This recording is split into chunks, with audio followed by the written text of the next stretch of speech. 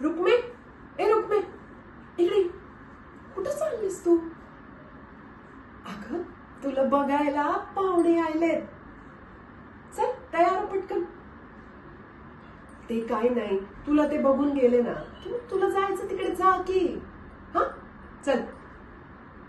रुक्मे, हे बघ, तुझ्या वाचून कुणाचं बी काय अडलं नाही, पण तुझं बी कुठलंच काम अडता कामा नाही. हा, तुझं लग्न बी काय काय म्हणालीस? लग्न करायचं नाही?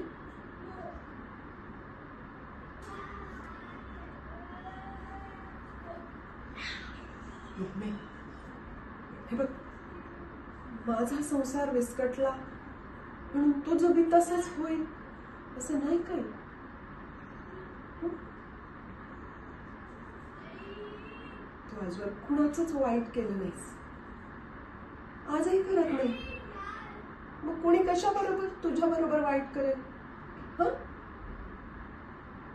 बघच तू, एखादा सुंदर देखणा राजकुमार असा घोड्यावर बसून कबडक कबडक येईल आणि तुला राजमहालात घेऊन जाईल, आणि मग तू आम्हासनी विसरशील.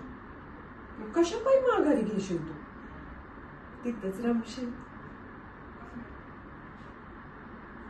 एक सांगू का रत्नी, मी ना अंबाबाईकडे रोजच तुझ्यासाठी गारणं घालत असते.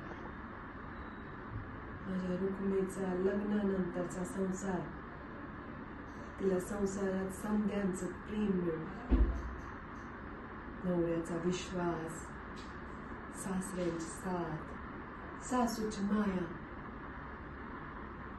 तिच्या डोळ्यात कधीच पाणी येऊ देऊ नको. खूप सोसलाय तुला आजवर, आणि मला माहिती, अंबाबाई माझं नक्की ऐकणार. आणि कुणाच ठाऊक, आज येणारा मुलगाच तुझा राजकुमार असेल. चल आता लवकर लवकर तयार हो, चल पटदिशी.